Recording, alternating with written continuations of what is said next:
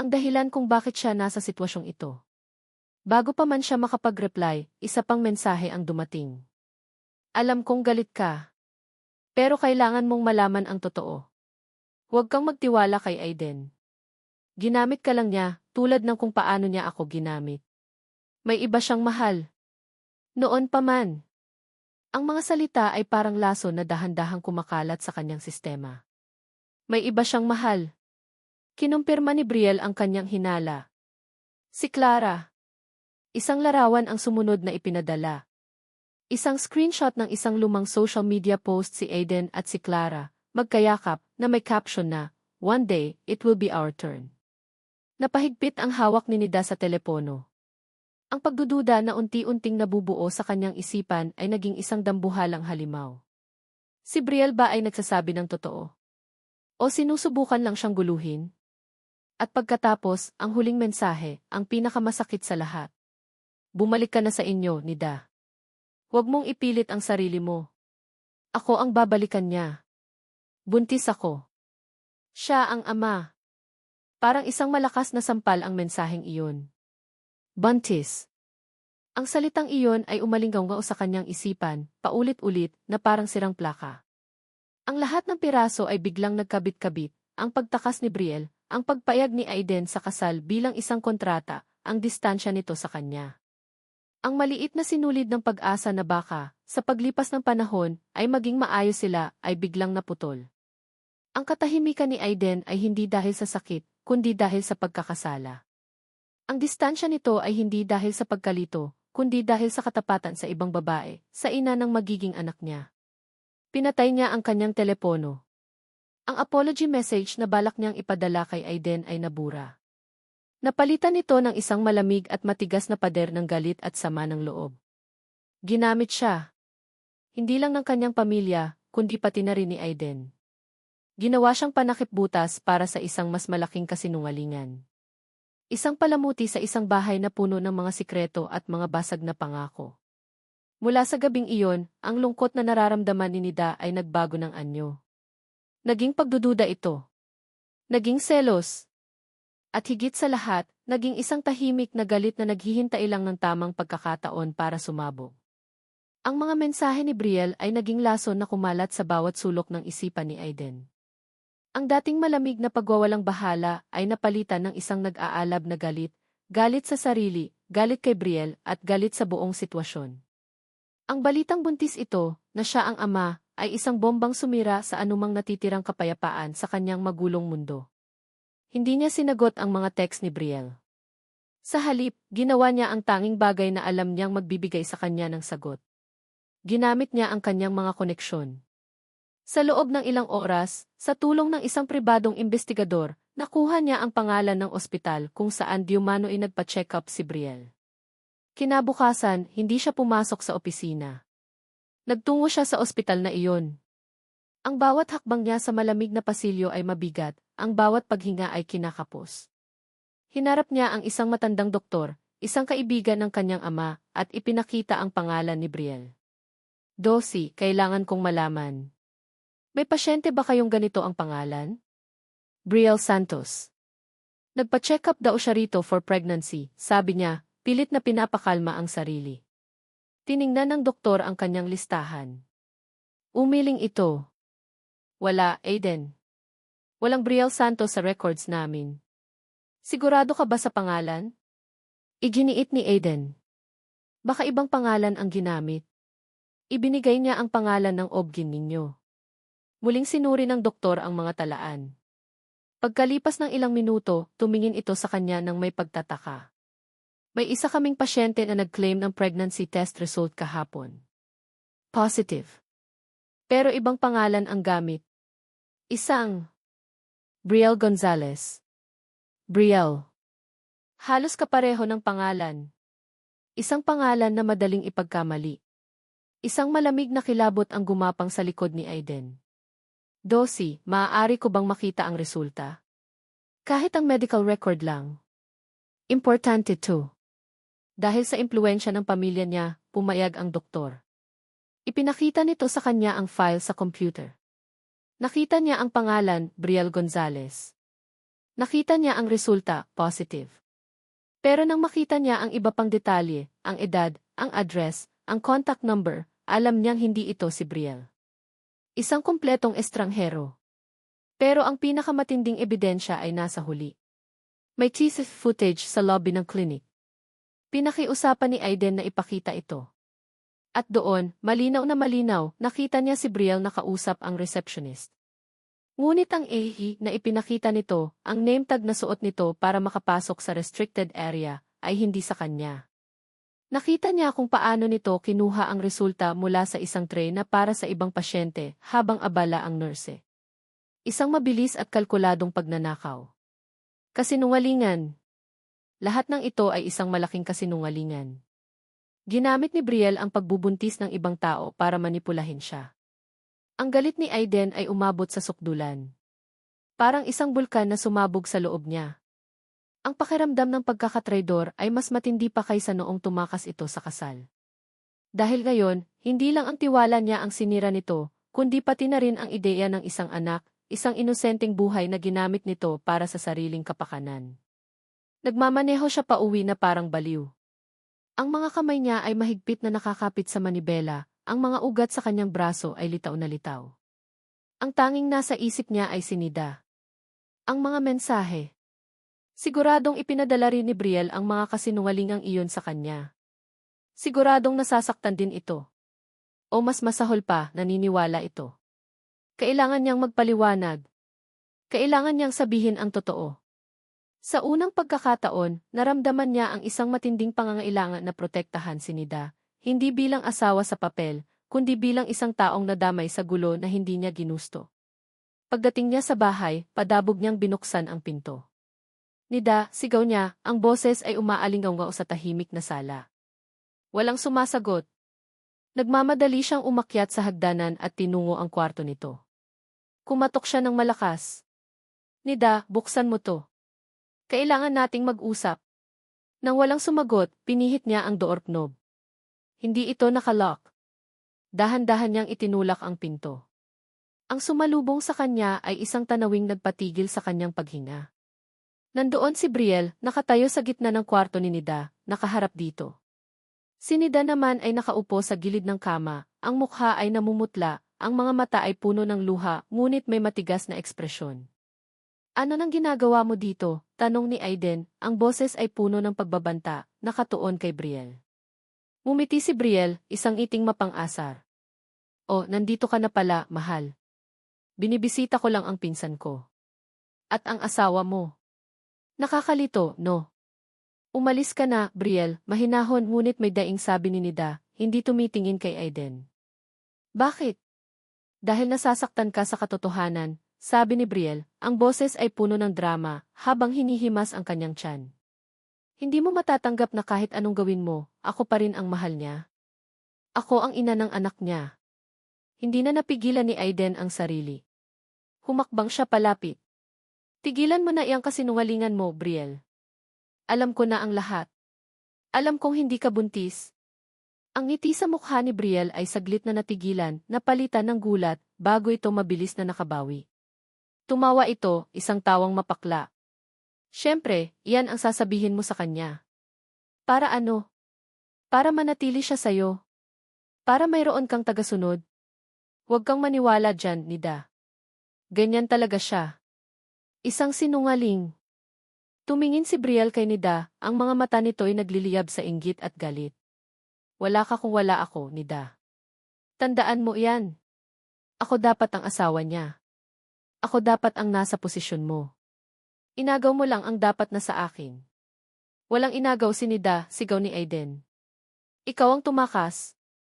Ikaw ang nang iwan. Sa gitna ng sigawan, dahan-dahang tumayo si Nida. Ang katahimikan niya ay mas nakakatakot kaysa sa anumang sigaw.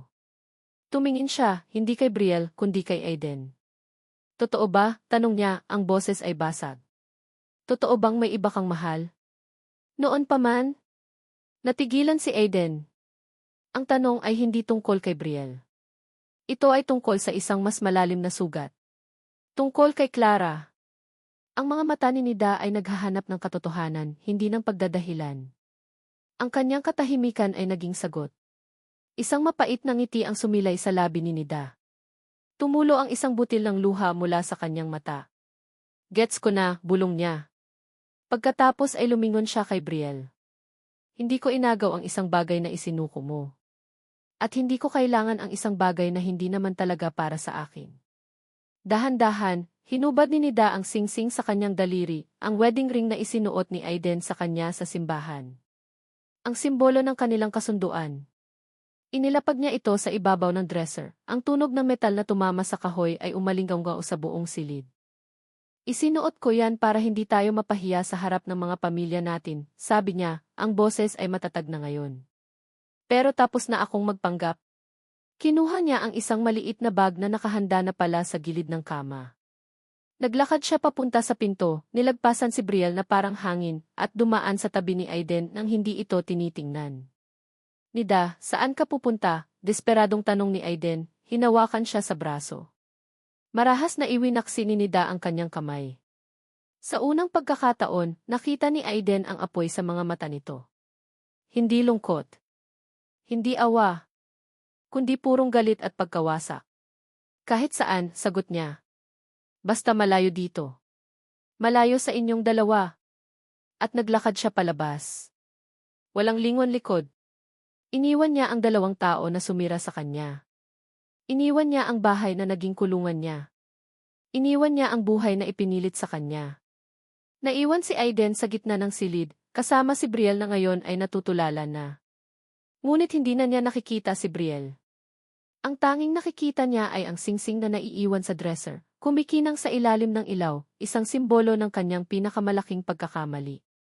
Ang babaeng hindi niya pinili ay ang babaeng kusa ng umalis. At sa pagkawala nito, isang butas ang biglang nabuo sa kanyang puso, isang butas na ngayon niya lang naramdaman na naroon pala.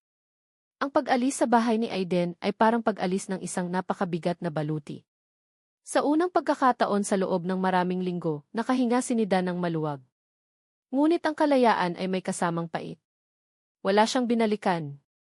Hindi ang bahay ng kanyang mga magulang, na alam niyang magpipilit lang na ibalik siya kay Aiden. Hindi rin ang lumang buhay niya, na matagal nang nawasak. Dinala siya ng kanyang mga paa at ng kakarampot na naipon sa isang malayong probinsya sa timog, sa isang maliit na bayan na tinatawag na San Isidro. Isang lugar na narinig lang niya sa mga kwento ng isang dating katulong. Simple ang buhay doon, malayo sa gulo ng syudad. Iyon ang kailangan niya, simple, tahimik, at hindi siya kilala ng kahit sino. Umupa siya ng isang maliit na kwarto sa itaas ng isang sari-sari store. Ang pera niya ay sapat lang para sa ilang buwan. Kailangan niyang magtrabaho. Ang tanging alam niyang gawin ng mahusay, bukod sa mga gawaing bahay, ay ang manahi, isang kasanayang natutunan niya sa kanyang lola. Nag-umpisa siya sa maliit. Nag-alok siya ng serbisyo sa mga kapitbahay, pag-aayos ng mga punit na damit, pagtatahi ng mga butas, pag-aalter ng mga pantalon. Ang kanyang maliit na sewing kit at ang lumang dipadjak na makina na nabili niya sa segunda mano ay naging kanyang mga kasangga. Isang araw, habang nag-aayos ng bestida ng may-ari ng tindahan, nakita niya ang isang grupo ng mga bata na naglalaro sa kalsada. Ang mga damit ay halatang luma at may mga punit. Ang ilan ay walang sinelas. Isang ideya ang nabuo sa kanyang isip. Kinabukasan, inilabas niya ang kanyang maliit na mesa at silya sa harap ng tindahan, sa ilalim ng waiting shed. Naglagay siya ng isang maliit na karatulang gawa sa karton, libreng tahi para damit ng bata. Noong una, nahihiya ang mga nanay na lumapit. Ngunit nang ayusin niya ang punit na manggas ng uniforme ng isang batang lalaki nang walang bayad, unti-unti silang nagkalakas ng loob. Di nagtagal, ang waiting shed ay naging isang munting pagawaan. Habang nananahi siya, kinukwentuhan niya ang mga bata, tinuturuan ang mga nanay ng mga simpleng paraan ng pag-aayos ng damit. Sa kauna-unahang pagkakataon, naramdaman ni Nida na maihalaga siya, hindi dahil sa pangalan ng kanyang pamilya o sa asawang ipinilit sa kanya, kundi dahil sa kanyang sariling mga kamay at sa munting kabutihang kaya niyang ibahagi. Ang lungkot sa kanyang mga mata ay dahan-dahang napapalitan ng isang bagong kislap. Samantala, sa Maynila, ang mundo ni Aiden ay gumuho.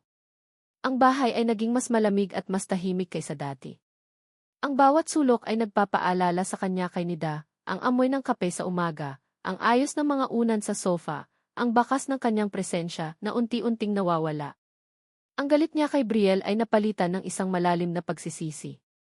Itinaboy niya ito, kasama ang lahat ng kasinungalingan nito. Hinarap niya ang kanyang pamilya, isiniwalat ang panloloko ni Brielle, at iginiit na tapos na ang lahat. Ngunit kahit na malaya na siya sa kasunduan, ang bigat sa kanyang dibdib ay nanatili. Ang imahe ni Nida na umaalis, ang sakit sa mga mata nito, ang singsing na iniwan nito, lahat ay bumabagabag sa kanya sa gabi. Binuksan niya ang sulat ni Brielle at binasa ang mga makasariling salita nito. Binuksan din niya, sa wakas, ang sobre mula kay Clara. Ito ay isang paalam. Isang sulat na isinulat maraming taon na ang nakalipas, na nagsasabing kailangan na nitong umalis para sa sarili niya, na hindi na niya kayang maghintay. Ang mga multo ng kanyang nakaraan at kasalukuyan ay sabay-sabay siyang sinampal. Natanto niya ang isang masakit na katotohanan, sa lahat ng babaeng dumaan sa buhay niya, si Nida lang ang walang hininging kapalit. Si Nida lang ang nag-alaga sa kanya sa tahimik na paraan, kahit na siya mismo ay nasasaktan. At siya, sa kanyang pagkabulag, ay itinuring itong parang hangin. Isang buwan ang lumipas bago niya nalaman kung nasaan si Nida. Isang tawag mula sa bangko, nagtatanong tungkol sa isang withdrawal mula sa isang AFI, sa isang malayong probinsya, ang nagbigay sa kanya ng palatandaan. Hindi siya nag-aksaya ng oras. Sumakay siya sa kanyang kotse at nagmaneho ng maraming oras, dala ang isang damdaming hindi niya maintindihan, isang halo ng kaba, pag-asa, at takot. Pagdating niya sa San Isidro, ang modernong sasakyan niya ay agaw pansin sa makikitid na kalsada. Nagtanong-tanong siya. Ang pangalan ni Nida ay hindi pamilyar sa kanila. Pero nang ilarawan niya ito, isang babaeng mahinhin, magaling manahi, isang matandang lalaki ang nagturo sa kanya. Si Mananahi. Nandoon siya sa may waiting shed, sa tapat ng tindahan ni Aling Puring. Sinundan ni Aiden ang direksyon. At doon, sa di kalayuan, natanaw niya ito. Nakaupo sa isang maliit na silya, napapaligiran ng mga bata, ang mukha ay nakangiti habang tinatahi ang isang laruang manika. Ang ngiting iyon, isang tunay, payapa, at masayang ngiti, ay parang isang suntok sa kanyang sikmura. Iyon ang ngiting hindi niya kailanman na ibigay dito. Nag-aalangan siyang bumaba ng kotse. Ano ang sasabihin niya? Paano siya magsisimula? Habang nag-iisip siya, biglang bumuhos ang malakas na ulan. Ang mga tao sa kalsada ay nagtakbuhan para sumilong. Nakita niyang inililigpit ni Nida ang kanyang mga gamit, tinutulungan ng ilang mga nanay. Napagdesisyonan niyang bumaba. Hindi niya alintana ang ulan. Ang mahalaga ay makausap niya ito. Habang naglalakad siya palapit, nakita niya ang isang matandang lalaki na nahihirapang itulak ang kanyang kariton ng gulay na naipit sa putik. Walang tumutulong dito. Ang lahat ay abala sa pagsilong. Walang pag-aalinlangan, lumapit si Aiden sa matanda. Tinanggal niya ang kanyang mamahaling relos, itinupi ang manggas ng kanyang polo, at walang sabi-sabing tumulong sa pagtulak. Ang putik ay tumalsik sa kanyang sapatos at pantalon. Ang ulan ay bumabasa sa kanyang buhok at damit. Ngunit hindi niya ininda. Mula sa waiting shed, natigilan si Nida. Nakita niya ang eksena. Ang arogante at malamig na si Aiden na kilala niya ay nagpapakabasa sa ulan para tulungan ang isang estranghero. Nag-iba ang tibok ng kanyang puso. Nang sa wakas ay nakaahon ang kariton, nagpasalamat ng husto ang matanda. Si Aiden naman ay naiwang nakatayo sa gitna ng kalsada, basang-basa, ang buhok ay tumutulo, ang damit ay nanlalagkit sa katawan. At doon, nagtama ang kanilang mga mata. Dahan-dahang lumapit si Aiden sa waiting shed. Ang bawat hakbang ay puno ng pag-aalinlangan. Huminto siya sa harap ni Nida. Walang nagsalita sa simula. Ang tunog lang ng patak ng ulan ang maririnig.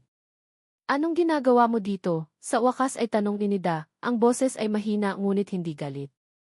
Tumingin si Aiden sa kanyang mga mata, ang sarili niyang mga mata ay puno ng isang emosyon na ngayon lang nakita ni Nida, pagsisisi. Hinanap kita, simpleng sagot niya. Isang matagal na katahimikan. Kung kailangan ko pang magpaligo sa ulan araw-araw para lang makita ka ulit papayag ako, biglang sabi ni Aiden, isang banat na hindi niya inaasahang lalabas sa kanyang bibig. Isang linya na tunog desperado pero puno ng katapatan. Hindi napigilan ni Nida ang isang maliit na ngiti na sumilay sa kanyang labi, kahit napilit niya itong itinatago. Sumingit ang may-ari ng tindahan. Nako, sir, pumasok muna kayo at baka magkasakit kayo.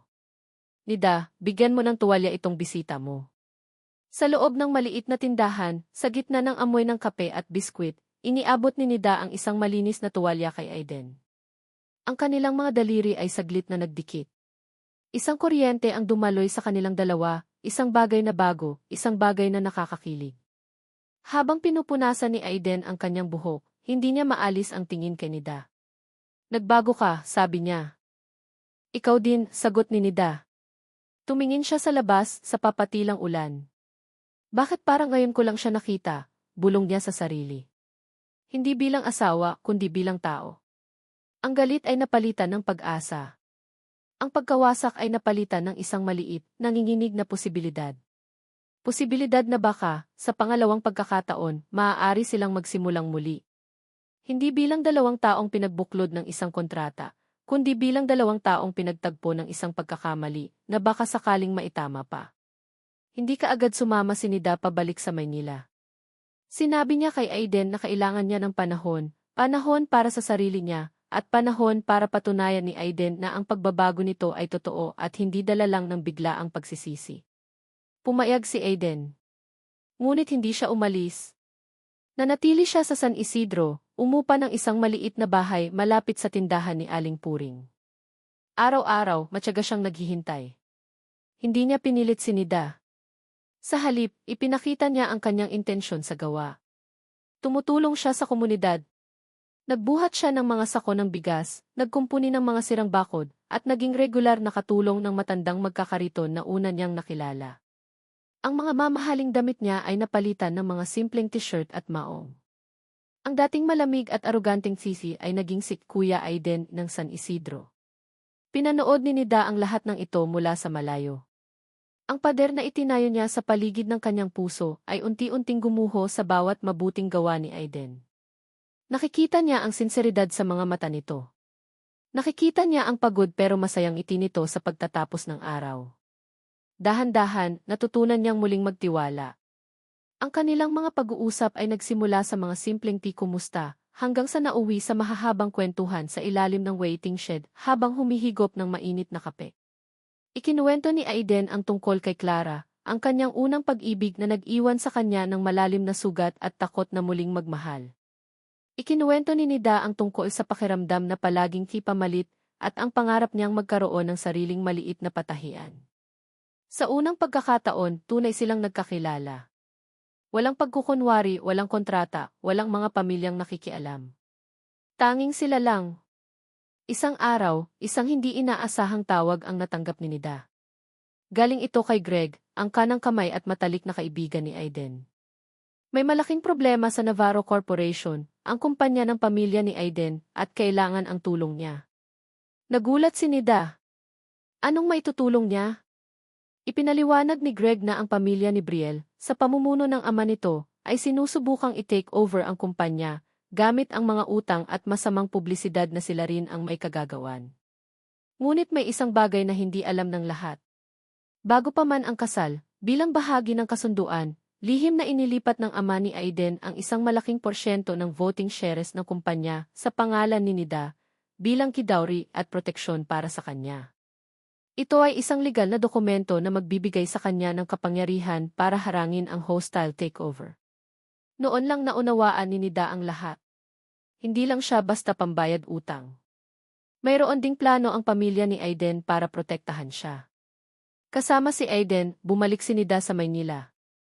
Hindi bilang isang talunang asawa, kundi bilang isang babaeng may kapangyarihan at paninindigan. Ang boardroom ng Navarro Corporation ay puno ng tensyon. Naroon ang pamilya ni Brielle, mayabang at kampante. Naroon din ang mga magulang ni Aiden, balisa at pagod. It's over, Vicky, sabi ng ama ni Brielle. We have the majority. The company is ours. Sa gitna ng kanilang pagdiriwang, bumukas ang pinto. Pumasok si Nida, kasunod si Aiden at si Greg na may dalang mga dokumento. Lahat ay natigilan. Ang tingin ni Brielle kay Nida ay puno ng pagkasuklam. Anong ginagawa ng babaeng yan dito? Tanong ng ama ni Brielle. Ngumiti si Greg. Nandito siya para bumoto. Bilang isa sa mga may pinakamalaking shares sa kumpanyang ito. Ang pagtataka sa mukha ng lahat ay hindi mababayaran. Ipinakita ni Greg ang mga dokumento. Legal at hindi matitinag. Sa isang iglap, ang lahat ng plano ng pamilya ni Brielle ay gumuho. Humarap si Nida kay Brielle, ang dating pinsan na naging kaaway niya. Walang galit sa mga mata ni Nida, tanging awa. Hindi ko inagaw kung ano ang sayo, Brielle. Dahil hindi mo naman talaga itinuring na sayo ang kahit ano dito. Isinuko mo ang lahat. Pagkatapos ay lumingon siya sa mga magulang ni Aiden. Tinatanggap ko po ang responsibilidad na ito. Pero sa isang kondisyon, gagawin natin ang tama. Itatayo natin muli ang kumpanyang ito, hindi sa pamamagitan ng mga sikretong kasunduan, kundi sa pamamagitan ng tapat na trabaho. Sa unang pagkakataon, ngumiti si Tita Vicky kay Nida, isang tunay at tapat na ngiti ng paggalang at pasasalamat. Pagkatapos ng pulong, habang paalis na ang pamilya ni Brielle, tinawag ni Greg si Brielle. May iniabot itong isang maliit na kahon. Sa loob, may isang luma at gusot na origami crane. Naaalala mo to, tanong ni Greg. Ginawa mo to para sa akin noong bata tayo. Sabi mo, peace gift. Siguro, panahon na para ibalik ko sa'yo. Para magkaroon ka na ng kapayapaan, Brielle. Napaluha si Brielle. Sa isang iglap, ang matapang na babae ay naging isang batang nagsisisi. Kinuha niya ang crane at walang imik na tumalikod. Iyon na ang huling pagkakataon na nakita nila siya. Kinagabihan, dinala ni Aiden si Nida sa isang pamilyar na lugar, isang kubo sa gilid ng isang lawa sa Tagaytay. Ito ang lugar kung saan niya unang plinanong mag-propose kay Brielle. Alam kong masama ang alaala ng lugar na to, sabi ni Aiden. Pero gusto kong gumawa tayo ng bago. Isang alaalang para lang sa ating dalawa. Sa ilalim ng kalmadong liwanag ng buwan, lumuhod si Aiden sa harap ni Nida. Ang mga mata niya ay nangingilid sa luha. Nida, simula niya, ang boses ay nanginginig. Noong una tayong nagkita, pareho tayong biktima. Pareho tayong nasaktan. Pero sa lahat ng pagkakamali ko, ang pagkawala mo ang pinakamatinding nagpamulat sa akin. Tinuruan mo akong maging mas mabuting tao. Tinuruan mo akong umibig muli, hindi dahil kailangan, kundi dahil pinili ko. Kinuha niya mula sa kanyang bulsa ang isang maliit na kahon. Pagbukas nito, ang singsing na iniwan ni Nida sa dresser ang laman. Ang simbolo ng kanilang paghihiwalay. Ang singsing na to ay simbolo ng isang kasunduan na ipinilit sa atin, sabi ni Aiden. Pero ngayon, gusto kong ibigay ulit sa'yo, hindi bilang isang obligasyon, kundi bilang isang pangako. Isang pangako ng pagmamahal, paggalang at habang buhay na pagsasama. Nida Santos, hindi bilang pamalit, hindi bilang pambayad utang, kundi bilang ikaw, ang babaeng pinipili kong mahalin araw-araw. Papayag ka bang maging asawa ko, ulit? Tumulo ang luha sa mga mata ni Nida, luha ng kaligayahan. Hindi na siya sumagot. Sa halip, dahan-dahan niyang inilahad ang kanyang kamay. Isinuot ni Aiden ang singsing sa kanyang daliri. Sa pagkakataong ito, hindi ito malamig. Mainit ito, puno ng pag-asa, at tamang-tama ang sukat. Niyakap nila ang isa't isa ng mahigpit. Ang kasal na nagsimula sa isang kasinungalingan ay nagtapos sa isang katotohanang mas matamis pa sa anumang pangarap. Sila ay dalawang basag na piraso na pinagtagpo ng tadhana para buuin ang isa't isa, na nagpapatunay na minsan, ang pag-ibig ay hindi matatagpuan sa perpektong simula, kundi sa magulong daan patungo sa isang tahimik at tunay na ligaya. Sa aking mga minamahal na mambabasa at tagapakinig. Mula sa kaibuturan ng aking puso, maraming salamat. Taos puso akong nagpapasalamat sa paglalaan ninyo ng oras, at higit sa lahat, ng inyong damdamin, upang samahan ang magulo, masakit, ngunit puno ng pag-asang paglalakbay ni Nida at Aiden mula simula hanggang sa pinakahuling kabanata. Ang bawat minuto na ginugol ninyo sa kanilang kwento ay isang malaking karangalan para sa akin. Habang isinusulat ko ang kwentong ito, para na ring naging bahagi ako ng buhay nila. Naramdaman ko ang bawat kirot at lungkot sa mga mata ni Nida sa tuwing ipinapamukha sa kanya ng mundo na siya ay isang tipamalit lamang. Nasaksihan ko ang unti-unting pagguho ng pader ng galit at pait sa puso ni Aiden habang natutuklasan niya ang tunay na kahulugan ng pagsisisi at pagmamahal.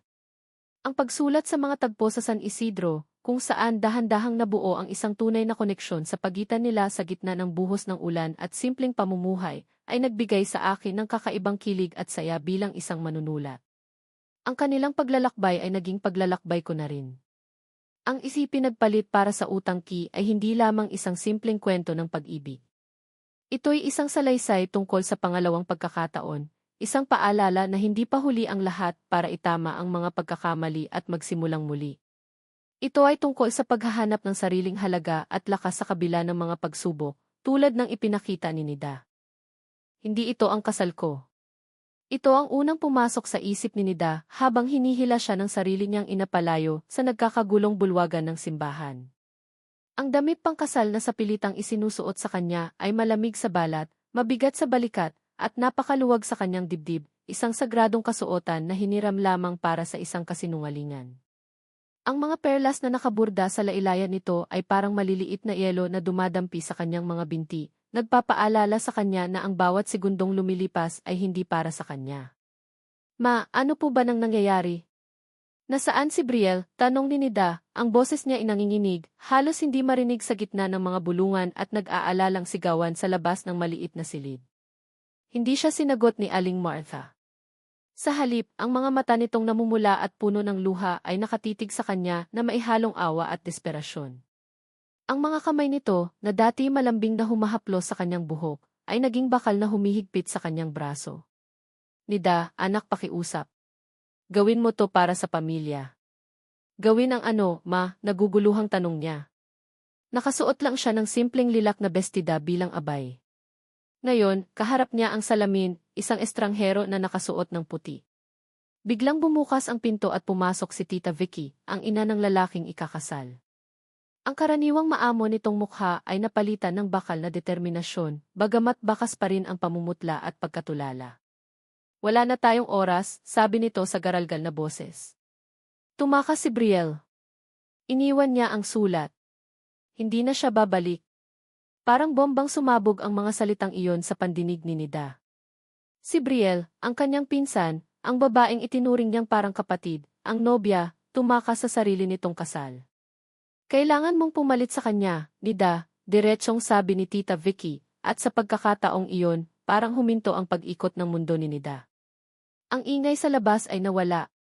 Ang tanging naririnig niya ay ang malakas na pagkabog ng kanyang puso. Hindi po pwede, na utal niyang sagot.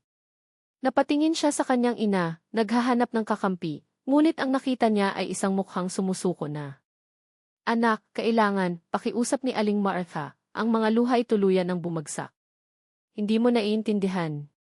Malaki-malaki ang pagkakautang namin sa pamilya nila Aiden. Itong kasal ang tanging paraan para mabayaran ang lahat. Kung hindi matutuloy ito, mawawala sa atin ang lahat, ang bahay, ang lupa, ang munting negosyo natin. Utang. Isang salita na biglang nagpaliwanag sa lahat. Hindi ito kasal. Isa itong transaksyon. Isang bayad pinsala. At siya ang pambayad. Bumalik sa kanyang alaala ang lahat ng pagkakataon na siya ang palaging kipamalit. Noong bata siya, kapag kulang ng manlalaro sa piko o tagutaguan, siya ang tatawagin para bumuo sa bilang. Kapag may tirang ulam, sa kanya ipapasa. Kapag may kailangang utusan dahil abala ang lahat, ang pangalan niya ang unang isisigaw. Palagi siyang naririyan, ang reserba, ang pangalawang pagpipilian na hindi naman talaga pinili. Ngayon, sa pinakamahalagang araw ng buhay ng kanyang pinsan, siya na naman ang pamalit. Ngunit hindi na ito laro. Ito ay buhay. Bakit ako? Mahinang tanong niya, hindi sa kanila, kundi sa kanyang sarili. Bakit ako palagi? Dahil ikaw ang nandito, Nida, sagot ni Tita Vicky, ang boses ay malumanay na pero may diin, na parang kutsilyong binalutan ng seda. At dahil mabuti kang anak, hindi mo hahayaang mapahamak ang pamilya mo, hindi ba? Iyon na. Ang huling suntok na tuluyang nagpabagsak sa kanya. Ginamit nito ang pagmamahal niya sa pamilya bilang tanikala. Wala na siyang kawala. Ang pagtanggi niya ay katumbas ng pagwasak sa kinabukasan ng mga magulang niya. Hinayaan na lang niya ang sarili na bihisan. Ang zipper ng bestida ay isinara. Ang belo na amoy Brielle ay marahang inilagay sa kanyang ulo. Inabutan siya ng isang baukwet ng mga puting rosas na nagsisimula ng malanta sa mga gilid. Bawat galaw nila ay mabilis at mekanikal, na parang nag-aayos sila ng isang manika, hindi ng isang taong humihinga na may durog na puso. Nang lumabas sila ng silid, ang mga bulungan ay naging nakabibinging katahimikan. Lahat ng mga mata ay nasa kanya. Nakita niya ang pagtataka, ang awa, ang panghusga sa mukha ng mga bisita. Para siyang isang kriminal na lalakad patungo sa kanyang bitayan. Ang kanyang ama, si Mang Lito, ang sumalubong sa kanya sa may pintuan ng simbahan. Namumutla ito at hindi makatingin ng diretsyo sa kanyang mga mata. Nang hawakan niya ang braso nito, naramdaman niya ang panginginig nito. O baka panginginig nilang dalawa. Patawarin mo kami, anak, bulong nito, sapat lang para marinig niya. Hindi sumagot si Nida. Ano pa ba ang sasabihin niya? Nagsimulang tumugtog ang organ. Nagsimula silang maglakad. Ang bawat hakbang sa pasilyo ay parang 1 kilometro ang layo. Ang mga kandila, ang mga bulaklak, ang mga ngiti ng mga taong hindi niya kilala, lahat ay malabo, isang panaginip na ayaw niyang maalala. Hanggang sa natanaw niya ang lalaki sa dulo ng altar. Si Aiden. Nakatayo ito roon, perpekto sa kanyang barong, ngunit ang postura nito ay matigas. Hindi ito nakatingin sa kanya. Nakatingin ito sa malaking pinto sa likuran niya, na para bang umaasa pa rin na papasok si Brielle anumang sandali at isisigaw na isa lang itong masamang biro. Nang nasa harapan na niya si Aiden, saka lang ito lumingon. At sa unang pagkakataon, nagtama ang kanilang mga mata. Walang galit doon. Walang pagkasuklam. Ang nakita niya ay isang bagay na mas malala pa, isang malamig at basag na kawalan. Isang pares ng mga matang pinagkaitan ng pag-asa, kapareho ng sa kanya. Sa isang saglit na iyon, naunawaan niya na pareho silang biktima sa palabas na ito. Inabot ni Aiden ang kanyang kamay. Malamig ito, tulad ng inaasahan niya. Ang paghawak nito ay walang init, walang damdamin. Isa lamang obligasyon.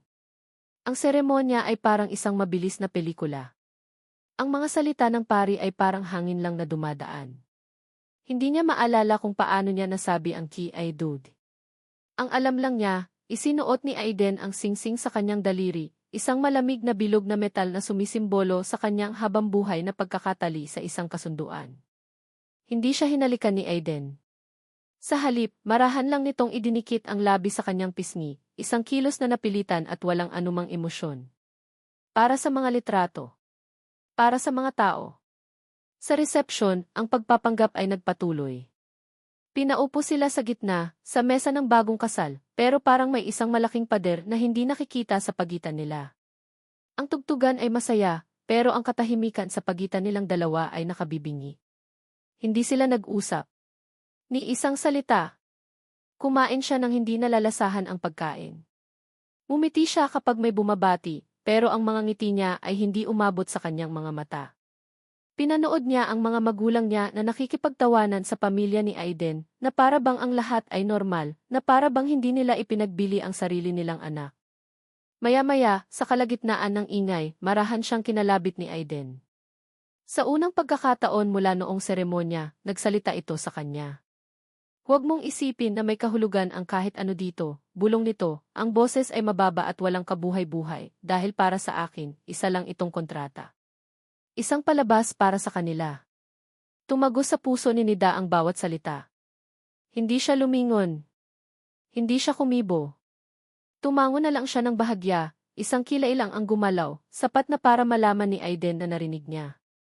Sa ilalim ng mesa, kinuyom niya ang kanyang mga palad. Ang wedding ring sa kanyang daliri ay biglang naging napakabigat, isang posas na hindi na niya matatanggal. Dumating ang oras para sa mga tradisyon. Ang paghiwa ng cake ay naging isang malamig na ritual. Ang kamay ni Aiden ay nakapatong sa kamay niya habang hawak nila ang kutsilyo, ngunit ang pakiramdam ay parang humahawak siya ng yelo.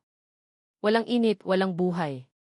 Nagsubuan sila ng cake para sa mga kamera, ang mga peking ngiti ay nakapaskil sa kanilang mga labi. Sunod ang money dance. Para itong isang eksena mula sa isang masamang panaginip. Pinatayo sila sa gitna ng dance floor habang isa-isang lumalapit ang mga ninong, ninang at mga bisita para magdikit ng pera sa kanilang mga damit. Pinilit silang magsayaw. Inilagay ni Aiden ang kanyang kamay sa baywang ni Nida at ang kamay niya naman ay sa balikat nito.